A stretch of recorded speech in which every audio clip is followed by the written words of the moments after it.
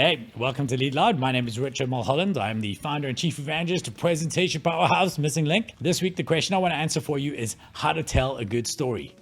Before we get to that though, I want to pose a question to you.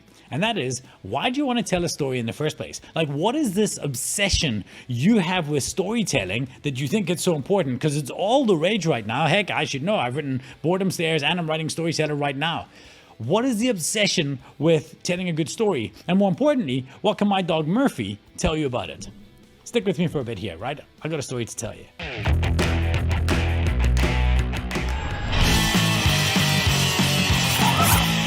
So let's get to the first part of this. And the first part of this is how to tell a good story.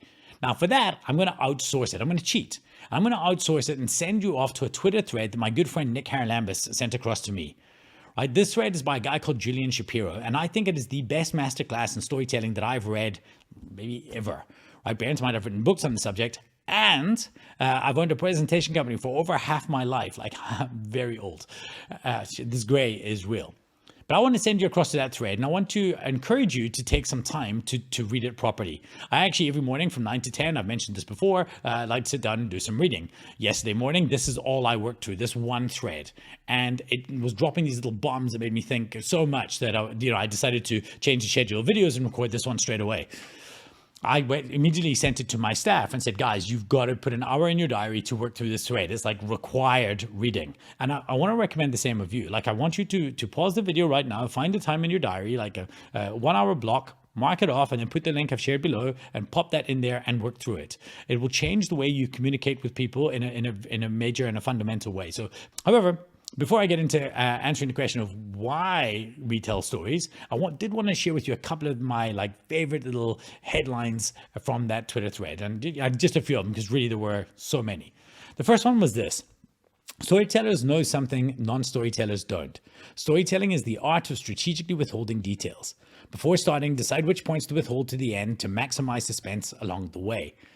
Now, we talk about this a lot. You want to create the itch before you provide the scratch. If there's an itch and you scratch straight away, right, then what happens is their gas tank empties. Their gas tank is their give a shit tank. When you make your audience curious, you fill their give a shit tank. Your job is to make sure that that tank is sustained right throughout your talk or presentation or whatever it is you're delivering. So you do want to leave something. In this case, it might be, me talking about my dog. Like, what does this dog have to do with storytelling anyway? And it really is a great story. So I hope you'll stick around for it. Like, it's one of my favorites, and he's an incredible dog. Anyway, this leads me into the second point from this that I really liked, and that's about creating those hooks, like filling that tank in the first place. What he said was this: watch good storytellers and you notice that their hooks fall into a few categories. Raising questions but not giving the full answer, sharing the stakes of a story but not giving away the conclusion, and sharing a shocking truth but not yet explaining how it's possible. Now, I guess I didn't do a great job here because I didn't share the stakes. And the stakes are, well, to a degree, it's the human attention that we are wasting. It's that, me speaking for an hour to 500 people, 500 hours of attention being wasted. That's what's at stake here. So it's not enough just to go onto the stage and tell a story because, what does that do for you? Oh, thanks, man. You get off stage and what does everybody say? Like, hey, good story, bro. Like, that's not what the objective is. And that's what I want you to stick around with because I want to make sure we understand what the objective of the story is in the first place. One final one from me before I get into the next part of this, and that was this.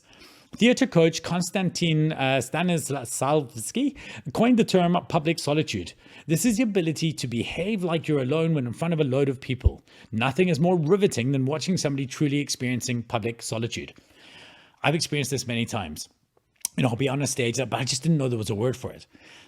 I'll be on a stage and the audience will be out there and I'll be presenting, I'll be telling a story, but the next thing I'm in the story and they can feel that I'm in the story and I'm moving through and, the audience is in front of me, the lights have almost disappeared, there's nothing there and everyone's jumped into it. And what happens is you jump into it as well. The audience jumps into my story. This is called narrative transportation. By me getting lost in this solitude of my story, all of a sudden everything changes and you're in that story with me. It's an incredible thing. So stories are really, really amazing, but why do we tell them? First of all, good stories are hard to tell, right? If anything we learn from this thread is just going up and telling a story doesn't make it interesting. But there's more than that. It's that just telling a story, you're not an entertainer, right? For the most part, most of us have a job to do. When we are on a stage, there is a function of us being on stage. And unless you're a stand-up comedian, you're trying to do more than simply entertain people. My bad news is that people generally don't care about your story. They care about how your story can help them write a better version of their own. And that's what you're actually trying to do.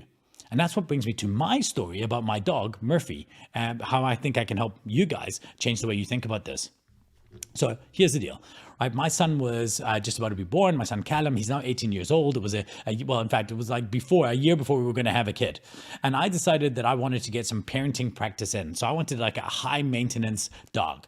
I read up about it and eventually I settled on a boxer. This is my dog. His name was Murphy. He was incredible. I wanted somebody to be more than just a dog. I didn't want it just to be a pet. I wanted, an active, like a companion that I could do really, really amazing stuff with, would be great with the kids, all these kind of things. And Murphy was all that and more. I mean, there was nothing I didn't do with this dog. I tried everything. We did agility together. We did man work. We did tracking. He was an incredible tracking dog. We did obedience. Like, this dog was so obedient. He would do anything. He wouldn't take food from anybody else. If I put food down, I would put it down and say, stay. He would stay as long as I left him there. I could walk around the whole house and then boom, take it. And then he would go and he would take it. He was incredible. There was basically nothing I couldn't get this dog to do. Basically nothing. And basically is the operative here. You see, there was one thing I could not get my dog to do. And I don't think you can get your animals to do that either. And that is take medicine, right? If Murphy was sick, no amount for the whole love or money, there was nothing I could do to get this dog to just, swallow a pill. Like, here you go, take this pill. No, wasn't having any of it. So I had to move from training to trickery. And that trickery came in the form of peanut butter, right? So I would take Murphy and I would get him down in my poor little sick dog and I'd put him in a stay. Murphy, stay. And then I would go and I would get some peanut butter here and then I would take it and I'd give him a little bit and I'd let him taste it and, his ears would perk up a little bit. And then what I had to do is take a pill and put that in there and then mix it all up together. And I would go down and he would see it and he'd be all excited and I'd put it down in the corner and say, okay, Murphy, no. Leave. And then he'd wait there and it would be this waiting game. I'd be like, leave. And his bum would start shaking like, and I'd be like, stay. And you could see he was trying to go in. All of a sudden I'd say, Murphy, take it. And this dog would shut off. He would go and like skid across the floor. When they like slide their bum is down, he's like grabbing like, his jowls go, picks that peanut butter up. He swallows it straight down. And then he gives me that look like, not cool, dude. Not cool. I know what you did there, and I'm not happy. But I was happy because my dog was healthy again and everything was great. So you got to be wondering now, why am I telling you this story? I'm telling you because your story is the peanut butter, right? My thing with Murphy, it wasn't about the peanut butter. It was about the pill. The peanut butter was in service of the pill. Your tail is in service of your task, right? It's not just about understanding the tasks it takes to create a great tail. It's about knowing that tail is in service of getting the task done. That, by the way, is an example of a rhetorical tool called anti-metably. You should look it up. That wasn't a particularly good example, but you should look it up. It's pretty cool. Right? You're trying to get a job done. Now, am I saying that the story isn't important, the peanut butter isn't important? No, of course it is. Because when you try and just give cold, hard facts to other humans, it's just too much information. It's too bitter a pill for them to swallow. But generally speaking, a bigger problem on the other side is when you just stand out there and you just tell great stories the whole time, right? It's like a sugar rush. They leave and they're all excited and nothing changes. This is the problem with 99% of the motivational speakers out there, right? They're all peanut butter and they're no pill. You have to get that ratio right. Right, you've got to try and get to a point where you've got it so that the pill is there, it's tucked in nicely, and you have to start with the pill. Right? If you want to tell a story well, you got to first of all understand what is the change I want the humans to have at the end of it. And then what you got to do is you got to say, what story can I use to help deliver that message? This is why metaphors are so great. You deliver something and then you say, it's kind of like, and that kind of like is the peanut butter. And then what happens, you got a bit of the message, kind of like, and then you wrap that all in there and then you deliver that to everybody else. So I want you to by all means go through and read this thread. It was incredible and it really is worth your time. I want you to go through it. And if you need help telling a story, like reach out to Missing Link. This is what we do. We'd love to help you with it.